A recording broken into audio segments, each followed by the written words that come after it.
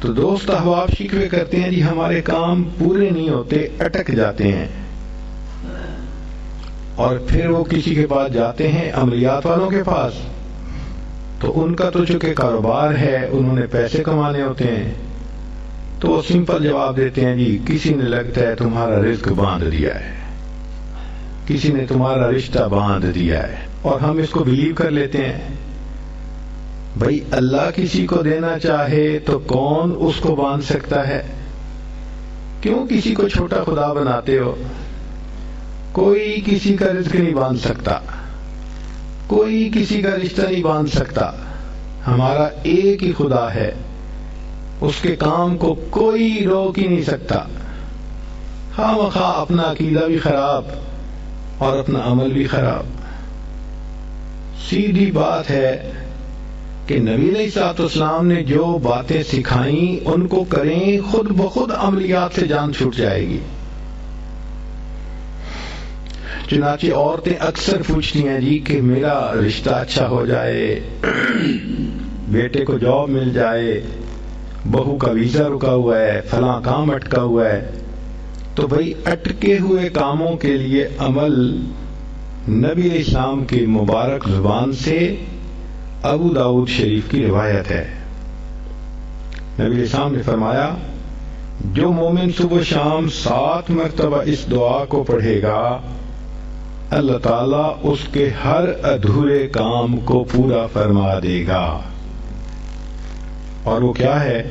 حسبی اللہ لا الہ الا ہو علیہ توکلت وہو رب العرش العظیم۔ بعض لوگوں کو رزق کی تنگی کے بڑے شکوے ہوتے ہیں، اور ان کے دل پہ فاقے کا خوف رہتا ہے، ڈر رہتا ہے، اور فاقے سے بچنے کے لیے وہ سارا دن کاروبار کے پیچھے بھاگتے دوڑتے بھی رہتے ہیں۔ سنیے، ابو نعیم کی روایت ہے، ابن ابی شیبہ نے بھی اس کو لکھا کہ نبی علیہ الصلوۃ والسلام نے ارشاد فرمایا جو شخص اس دعا کو پڑھے گا اللہ اس سے 70 مصیبتیں دور کریں گے، جن میں سب سے چھوٹی مصیبت اس کا فاقہ ہوگا۔ جو شخص اس دعا کو پڑھے اللہ تعالیٰ اس سے 70 مصیبتوں کو دور فرمائیں گے، اور سب سے چھوٹی مصیبت فاقہ ہوگی، اور وہ فکرہ ہے لا حول ولا قوة الا باللہ، لا ملجأ ولا منجأ من اللہ الا الیہ۔ کئی مرتبہ انسان غمزدہ ہوتا ہے اور سوچتا ہے میں تو اکیلا ہوں، میرا ساتھ دینے والا کوئی نہیں، ماں باپ فوت ہو گئے، کہاں جاؤں، کس کو دل کا غم سناؤں، میرا غم کیسے دور ہو۔ نبی علیہ الصلوۃ والسلام نے فرمایا، کنز المال کی روایت ہے کہ قرآن مجید کی ایک آیت کو 3 مرتبہ یقین کے ساتھ پڑھ لیں، اللہ تعالیٰ غمزدہ دل کو تسلی فرما دیتے ہیں۔ لا الہ الا انت سبحانک انی کنت من الظالمین۔ کتنی مختصر سی آیت ہے اور اکثر بچیوں کو یاد بھی ہوتی ہے۔ اس آیت کو 3 مرتبہ پڑھنے پر اللہ تعالیٰ انسان کی سیڈنس ختم کر دیتے ہیں، غم ختم کر دیتے ہیں، دل کو خوشی عطا فرما دیتے ہیں۔ کئی لوگوں کو دیکھا کہ بیمار ہوتے ہیں، کبھی ہسپتال کا چکر، کبھی ڈاکٹر کے پیچھے، تو نبی علیہ الصلوۃ والسلام نے ایک حدیث پاک میں فرمایا، اس حدیث کو مسند احمد نے روایت کیا اور طبرانی نے روایت کیا کہ جو شخص فجر کے بعد 3 مرتبہ یہ دعا پڑھ لے اللہ 4 مرضوں سے اس کو نجات عطا فرما دیتے ہیں۔ امید ہے کہ مستورات توجہ سے یہ بات سنیں گی اور اس کی اہمیت کو ذرا سمجھیں گی کہ جو شخص فجر کے بعد 3 مرتبہ یہ آیت پڑھ لے تو اللہ تعالیٰ اس کو 4 بڑے بڑے مرضوں سے بچائیں گے۔ نمبر 1، پاگل پن. اگر کوئی آدمی مینٹلی انبیلنسڈ ہو، ریٹارڈڈ ہو،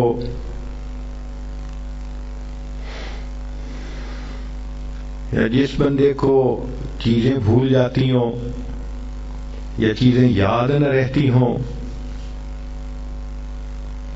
ذہن سے متعلقہ جو بیماریاں ہیں وہ اسی پاگل پن کے زمرے میں آئیں گی. یا کسی کو مرگی کی بیماری ہوتی ہے، وہ بھی اسی زمرے میں آئے گی. تو پہلی بیماری جو اللہ تعالیٰ دور کرتے ہیں وہ ہے پاگل پن، اور دوسری بیماری کوڑ پن.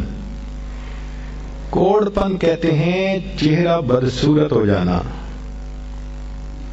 یہ بھی ہو سکتا ہے کہ برس کی بیماری ہو جائے، جیسے بعض عورتوں کو جلد بالکل سفید ہو جاتی ہے اور عجیب بدنما چہرہ ہو جاتا ہے، یا کئی مرتبہ جسم پہ تل اتنے نکل آتے ہیں، دانے اتنے نکل آتے ہیں کہ چہرہ بدنما ہو جاتا ہے، یا چہرے پر داغ پڑ جاتے ہیں کالے رنگ کے. تو چہرے پہ داغ پڑیں، چہرے پہ دانے بنیں، یا چہرے پہ برس کے نشان پڑیں، کوئی بھی چیز ہوگی وہ اسی کوڑ پن کے زمرے میں شامل ہوگی، جس سے کہ چہرہ انسان کا بدصورت ہوتا ہو. یہ بیماری بھی اللہ دور فرما دیں گے. اب جن بیچاریوں کو بیوٹی پارلر پہ جانے کا شوق رہتا ہے اور اپنے فیس پہ پتہ نہیں کیا کیا پروسیس وہ کرواتی ہیں، تو ان کو تو چاہیے کہ وہ اس آیت کو یا اس فکرے کو بار بار پڑھیں تاکہ اللہ تعالیٰ ان کے چہروں کی خوبصورتی دیر تک سلامت رکھیں. اور تیسری چیز ہے اندھا پن. اندھے پن سے مراد یہ کہ آنکھوں کی بینائی ہی چلی گئی، یا آنکھوں میں موتیا بندھا گیا، یا آنکھوں پہ اینک لگانی پڑ گئی. یہ سب ایک ہی بیماری کی تفصیلات ہیں. تو جن کی نظر کمزور وہ بھی پڑھ سکتی ہیں، یا جن کو لینز لگانے پڑتے ہیں کنٹیکٹ لینز سے ہی یا کوئی اور، اس مصیبت سے بھی جان چھوٹ گئی. اور جن کی بینائی چلی گئی اللہ ان کے لیے بھی آسانیاں فرما دیتے ہیں. تو پاگل پن کی بیماری ختم، کوڑ پن کی بیماری ختم، اندھے پن کی بیماری ختم، اور چوتھا فرمایا فالج کی بیماری ختم. فالج ایک تو ہوتا ہے کہ انسان کا ہاتھ یا پاؤں کام ہی نہ کریں، اور ایک یہ بھی ہوتا ہے کہ اتنی ویکنس کہ عورت کہتی ہے مجھ سے تو کھڑا ہی نہیں ہوا جاتا، میرے پاؤں سن ہو جاتے ہیں، میرے ہاتھ سن ہو جاتے ہیں. یہ ساری چیزیں کمزوری اور فالج کی ابتدائی سٹیجز ہیں. تو یہ سب چیزیں ٹھیک ہو جاتی ہیں. اب بتائیں کہ اتنی بڑی بڑی بیماریوں سے جس بندے کو بچنے کی خوشخبری مل رہی ہو تو وہ تو پھر اس عمل کو کیے بغیر رہ ہی نہیں سکتا. اور یہ عمل دیکھو چھوٹا کتنا ہے. وہ جو فکرہ فرمایا حدیث میں وہ ہے سبحان اللہ العظیم وبحمدہ ولا حول ولا قوت الا باللہ. اتنا سا فکرہ پڑھنے پر اللہ چہرہ بھی پر نور بنا دیتے ہیں، میموری بھی تیز کر دیتے ہیں، اللہ تعالیٰ بینائی بھی تیز کر دیتے ہیں، اور اللہ تعالیٰ جسم میں طاقت بھی بھر دیتے ہیں. یہاں تک تو نیکیاں کمانا، گناہوں کو بخشوانا، فرشتوں کی دعائیں لینا، غم زدہ دل کو تسلی ملنا، اور بیماریوں سے محفوظ ہونا، اس طرح کے عمل بتائے تھے. اب ایک عمل سن لیجئے کہ دجال سے محفوظ ہونا. دجال ایک تو بڑا ہوگا نا، جس کو دجال اکبر کہتے ہیں، جو آئے گا اور بندے اس کے پیچھے لگ کر اپنا ایمان خراب کر لیں گے. جو امام مہدی کے آنے پر اور عیسیٰ علیہ السلام کے آنے پر ظاہر ہوگا، ان کے آنے سے پہلے ظاہر ہوگا، اور عیسیٰ علیہ السلام اس کو لد کے مقام پر قتل کر دیں گے. اس فتنے سے نبی علیہ السلام بچنے کی دعائیں فرماتے تھے، صحابہ بھی بہت ڈرتے تھے اس فتنے سے. تو انسان کا دل چاہتا ہے کہ دجال سے محفوظ ہوں.